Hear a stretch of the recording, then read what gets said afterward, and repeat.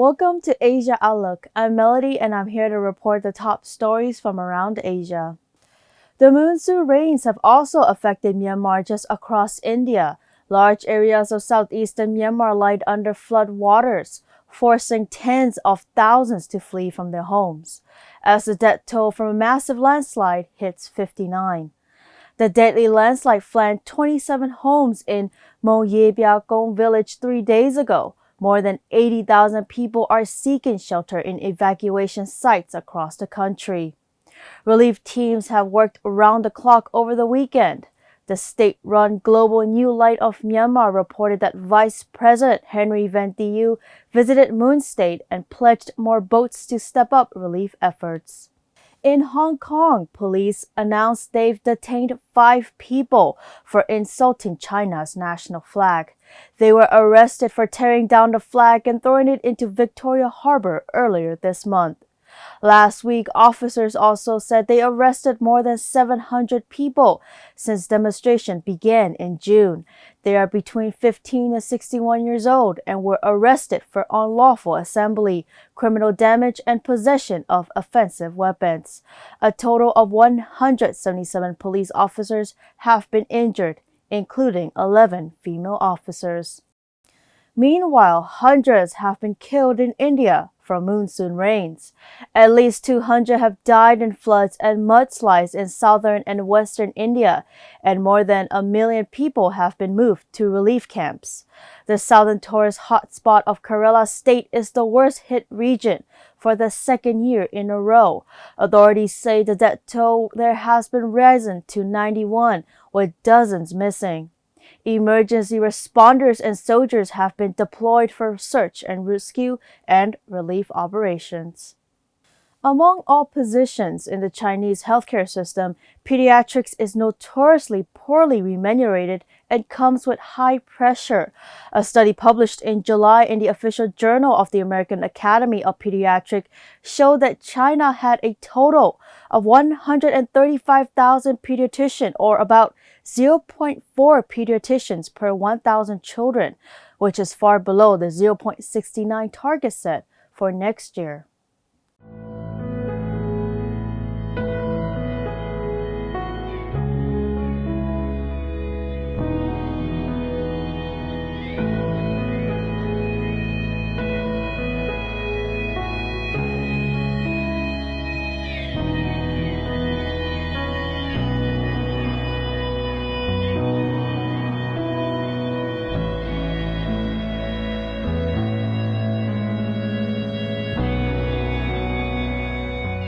门诊量大概在800-900，我们每天就是说病房，普通的病号我们要收到20到30个病号 ，ICU 的病号呢我们也要收到7、8个、8、9个。有时一个抢救病号我们要忙4、5个小时或5、6个小时，忙的时候就是说可能要工作30多个小时或40多个小时都没办法休息。对于儿科这一块，我们实际上收支是不平衡的，因为儿科的患者相对来说的话，他的就诊时间长，真正的一个儿科医生，他一天能够看到的病人的话，数量应该是远远的小于其他科室能够看到的患者的数量。儿科的收费来讲，应该同样的一个项目，应该是比成人至少高50%，我觉得才比较合理。应该，你看我们以前的好几个医生都是当年的我们全北医最好的排名第1的医生。医学生毕业来到我们儿科，现在这样的几乎没有，好几年都没有了。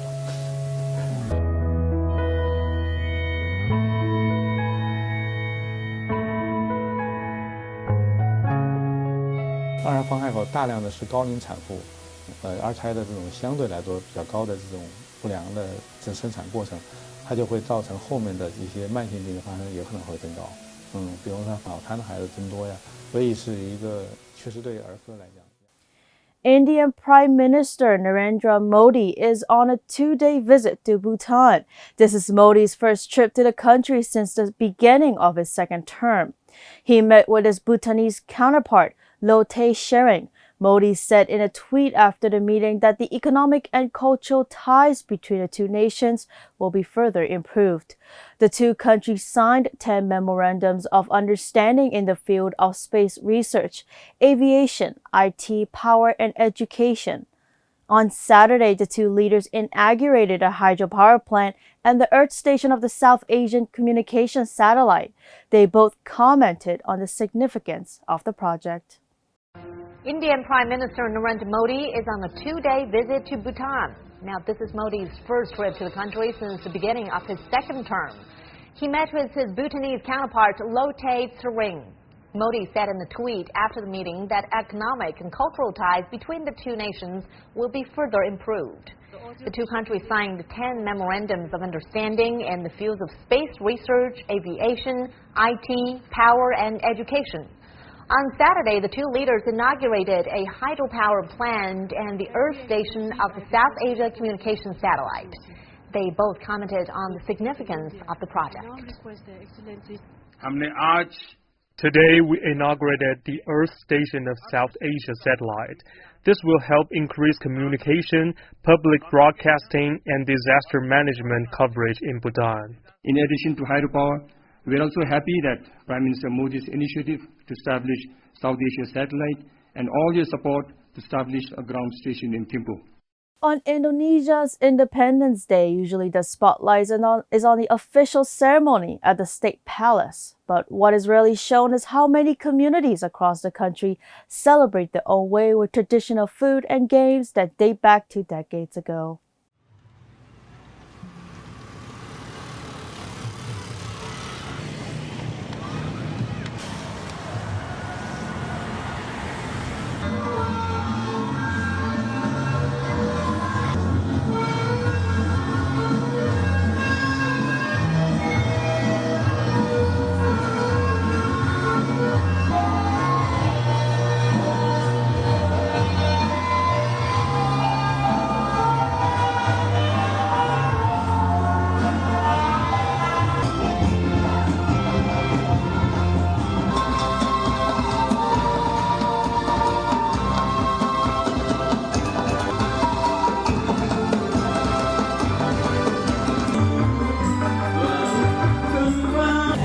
Saya sebagai seniman biar bisa lebih berkarya dan berekspresi lagi gitu. Oke.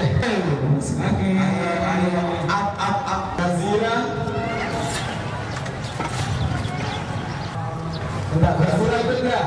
Enggak. Berarti Iko kurang satu. Oke, strategi. Iya, nanti kita tekan.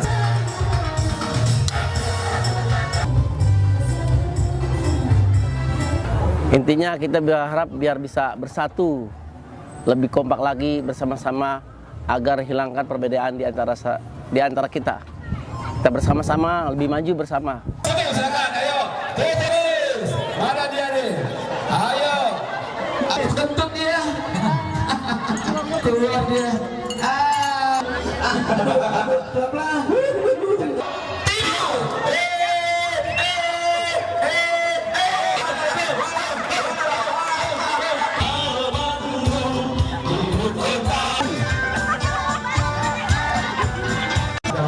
Semuanya. Saya pinjam dulu.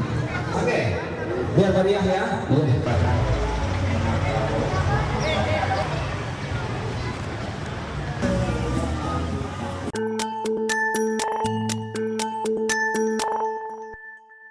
Aerial footage shows the scenes of anti-violence rally themed Oppose Violence, Save Hong Kong took place at Tamar Park on Saturday afternoon.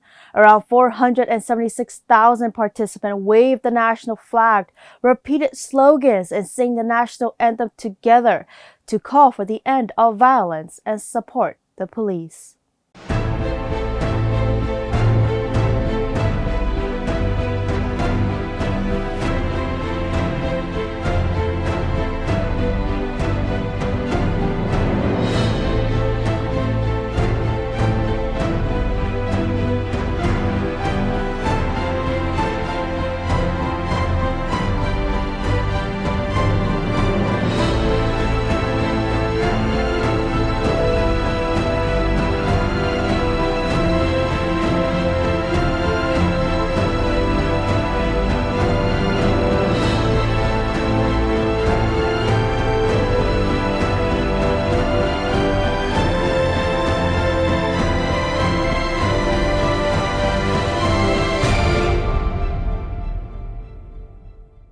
A powerful typhoon has killed at least one person and injured dozens in southwestern Japan. Typhoon Krosa made landfall last week near Hiroshima. More than 7,000 people have been moved to shelters. 700 flights were canceled, affecting thousands of passengers. Forecasters are warning of severe winds, floods, mudslides, and possible lightning strikes. Around the world, designers are shying away from the throwaway image of fashion and short-term trends. Instead, a more sustainable approach to the clothes industry is starting to take off. And runway shows are presenting how the heritage of a fabric is dictating fashion. Let's take a look at what's happening in India. These creations were designed by Urvashi Kaur. 10 years ago, she was among the first to start working with hand-woven fabrics, and it was challenging to sell her products. Now, she is happy to see a change in the worldwide and India fashion industries. For her, each fabric has an individual history. It tells a story. There is a story about everyone that has been a part of that process till the garment, till the finished garment, but I would say till the fabric is woven, the yarn, the collection of the yarn, the dyeing, the process of it going on the loom, that whole process, and then it's like every person puts in a little bit of themselves into that. Over the last decade, more and more Indian designers have started using hand-woven fabric to promote sustainable fashion and support communities of weavers. Between 2016 and 2017, India exported almost $331 million worth of hand-woven fabrics. The industry accounts for 15% of all the fabric production in the country. Women who were in a family relationship with unreliable men for alcohol reasons or other reasons, health reasons, it gave them their ability to actually support the household, and thereby their kids were educated. And we all know that when children are educated, there's a whole different chain of events. So that is exactly what has happened over the past 50 years in Maheshwar, and it has affected many outlying regions outside of Maheshwar also. The hand-woven fabric industry is providing employment to more than 4.3 million people. In 2018, Indian hand loomers wove more than 5 billion square meters of fabric. Ding Siyue, CGTN. Wrestling, horse racing, and archery were just a few of the events featured in a mini Nadam festival at the Boa Forum for Asia's Ulaanbaatar's conference from August 19th to 20th, 2019 in Mongolia.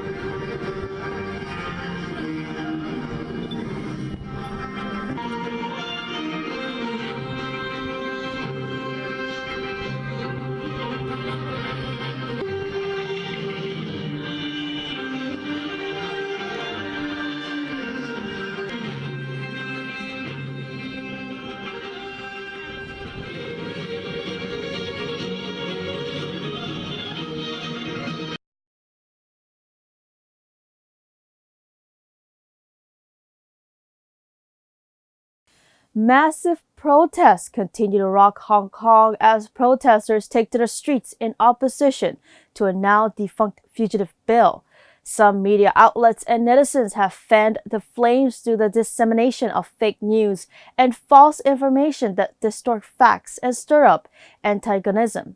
Here we found some examples from the disinformation campaign. Massive protests continue to rock Hong Kong as protesters take to the streets in opposition to a now defunct fugitive bill. Some media outlets and netizens have fanned the flames through the dissemination of fake news and false information that distort facts and stir up antagonism.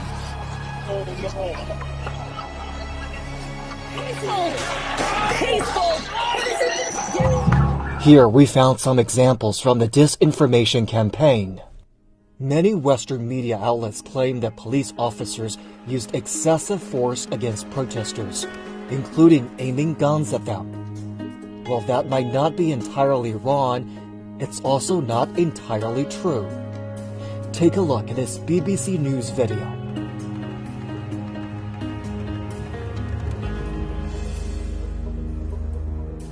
It only shows a police officer drawing his gun, but without putting his action into context.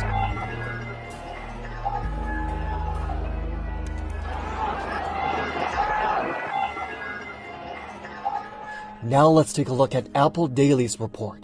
Police officer threatens protesters with shotguns. But do you know the hidden cause that forced the law enforcer to take such a drastic measure? Oh my God. Oh no. Oh.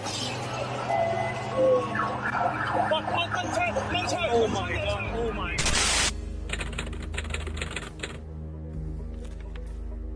This fake news is also courtesy of Apple Daily. Police statement explained that the ring-like object caught on camera is just a standard plastic strap used to attach a cord. It had slipped from the baton's base. Apple Daily had chosen to overlook the protesters' steel balls, daggers, and hammers and only shift focus on police officers' plastic hoops instead. Crowd estimates for Hong Kong's protests have been a point of contention between protesters and the government. Organizers of a protest on July the 1st said 550,000 protesters turned up. But a group of researchers from Hong Kong University and Texas State University, along with CNR Wise AI, a local technology company, used AI to count how many marched. Their conclusion? Around 260,000 people, less than half of the organizers' figure. In the meantime, mainlanders also have some misunderstandings about Hong Kong, including a misbelief that the city relies on the Chinese mainland for food and water. According to the Trade and Industry Department statistics, Hong Kong imports less than 10% of its rice, 20% of its pork, and 5% of its beef from the Chinese mainland. It's true that 70 to 80% of Hong Kong's fresh water comes from the Chinese mainland, but that has been agreed on through deals between the two sides. Hong Kong is paying for its water.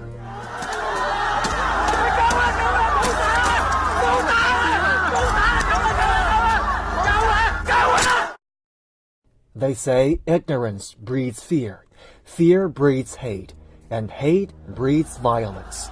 Amid pervasive campaigns to sow discord between Hong Kong and the mainland through fear-mongering and falsehoods, the voice of truth should cut through the noise. A massive fire in a slum in Dhaka, Bangladesh destroyed thousands of houses last week, leaving thousands of people homeless. 4 people were injured in the blaze, according to a Bangladesh fire official. An investigation has been launched to ascertain the cause of the blaze.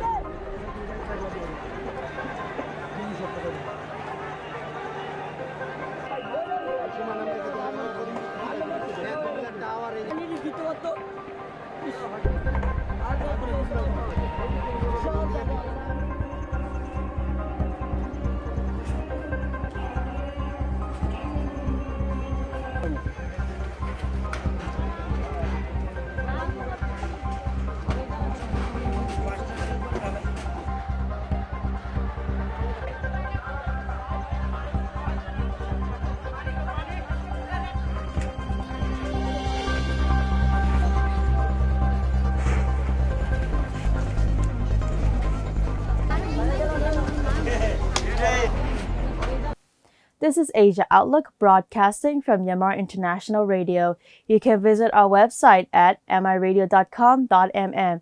You can also listen to our radio programs live on the website. If you're on FM, make sure you catch us on 96.1 FM in Yangon, 96.5 in Mandalay, and 96.7 in Naypyidaw. You can also download MI Radio app on both iOS and Android devices for your own convenience.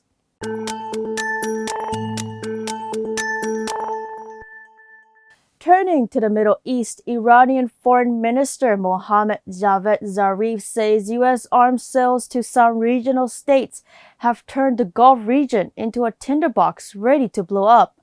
Zarif was referring to weapons expenditures by the United Arab Emirates and Saudi Arabia. He noted that the U.S. sold weapons to the region worth $15 billion last year. He also decried Washington's move to form a maritime military coalition in the Gulf, saying the act will add to the region's insecurity. The U.S. recently has stationed more troops, warships, and bombers in the territories of its Gulf allies. China's National People's Congress has refuted a series of remarks from U.S. politicians regarding Hong Kong. This comes after U.S. House Speaker Nancy Pelosi earlier tweeted that Beijing is using force against protesters.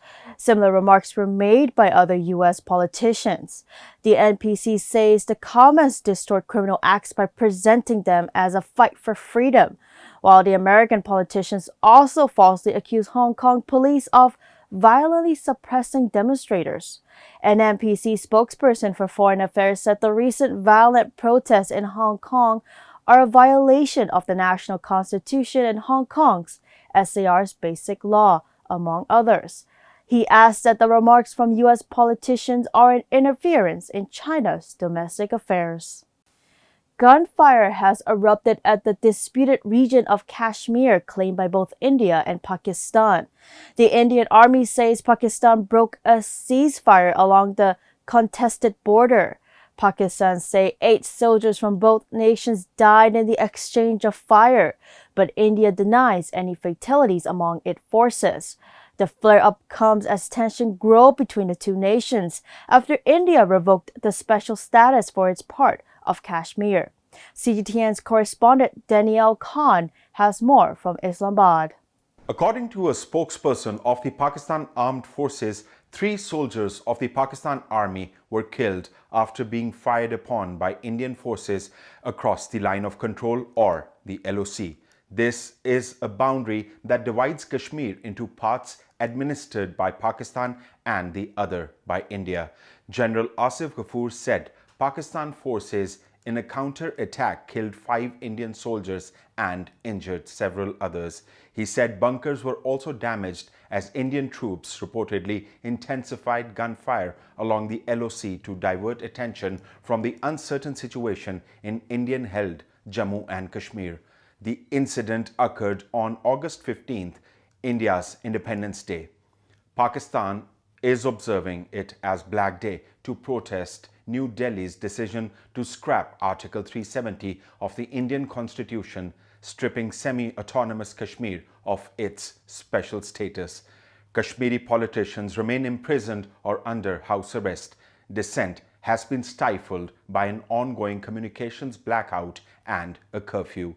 Following the shooting incident, Pakistan's Ministry of Foreign Affairs summoned the Indian Deputy High Commissioner to protest the unprovoked ceasefire violations by Indian border forces.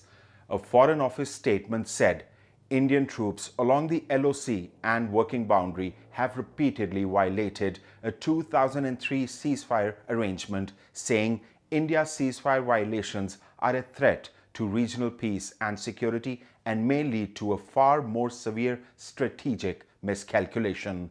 Daniel Khan, CGTN, Islamabad. The Democratic People's Republic of Korea has fired 2 identified projectiles, the latest in a series of recent launches by Pyongyang. Seoul says they were fired into the East Sea or the Sea of Japan, possibly from Gangwon province. The DPRK suggests the launch is linked to joint military exercises by both South Korea and the United States, calling them a rehearsal for war. Pyongyang also dismissed talks with South Korea a day after President Moon Jae-in pledged to pursue reunification by the year 2045. This is Asia Outlook broadcasted live from Myanmar International Radio. You can visit our website at mradio.com.mm. You can also listen to our radio programs live on the website. If you're at FM, make sure you catch us on 96.1 FM in Yangon, 96.5 in Mandalay, and 96.7 in Naypyidaw. You can also download MR Radio app on both iOS and Android devices for your own convenience.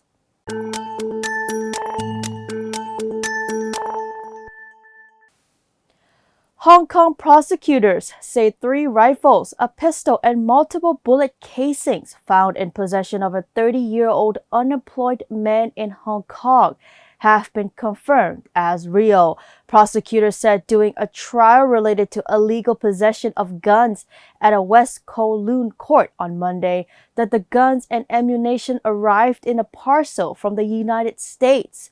Hong Kong Headline Daily is reporting that the defendant Lang Jingfong was charged with unlicensed possession of guns and ammunition. He was arrested with others at the beginning of this year in a raid by the Organized Crime and Triad Bureau of Hong Kong Police. Gun violence in the United States takes thousands of lives each year, according to the Gun Violence Archive. So far this year, there has been 250 mass shootings reported in the United States. The local Islamic State of Iraq and the relevant affiliate claimed responsibility for the deadliest attack in Afghanistan's capital this year, with 63 killed and 182 wounded, while outraged Afghans questioned just how safe they will be under an approaching deal between the United States and the Taliban to end America's longest war. The blast took place in a western Kabul neighborhood that is home to many in the country's minority Shiite Hazara community. The wedding, at which more than 1,200 people have been invited, was in fact a mixed crowd of Shiite and Sunnite, said the event hall's owner, Hussein Ali. Afghan weddings are epic and vibrant affairs with hundreds or often thousands of guests celebrated inside the industrial-scale wedding halls, where the men are usually segregated from the women and children. Insurgents have periodically struck Afghan wedding parties, which are seen as easy targets because they frequently lacked rigorous security precautions. Large demonstrations in Indonesia's Papua region turned violent on Monday, as thousands protested against the weekend detention of dozens of Papuan students. Demonstrators took to the streets of Manokwari, the capital of West Papua province, burning the parliamentary building and local stores, bringing the city of some 130,000 to a standstill as its civic building was nearly reduced to ashes. Some protesters set fire to shops and vehicles, knocked down street signs, and threw rocks at government buildings, according to an AFP reporter at the scene. Indonesian appealed for calm and said there would be an investigation of the incident that triggered the unrest in the capital city, as well as protests in several other Papuan cities on Monday. The riots marked the latest flashpoint in a region hit by a decades-old insurgency against Indonesian rule and allegations that its security forces committed widespread right abuses against its ethnic Malaysian population. Japan has approved shipment of a high-tech material to South Korea for the second time since imposing export curbs last month. Yonhap News Agency reported late on Monday, citing industry and government officials. The high-tech material cleared for Japan's export to South Korea is photoresistors, which are crucial for Samsung Electronics' advanced contract chip-making production. A Samsung Electronics spokesperson declined to comment. Japan's latest move comes ahead. A meeting between Japanese Foreign Minister Taro Kono will meet its South Korean counterpart, Kang Kyung-hwa, in Beijing on Wednesday amid deteriorating relations between the two East Asian countries. The dispute, rooted in their wartime past, was exacerbated by the tightening of curbs on shipments of 3 high-tech components used in chips and displays. Relations between the two countries worsened late last year as part of a decades-old dispute over compensation for forced laborers during Japan's occupation.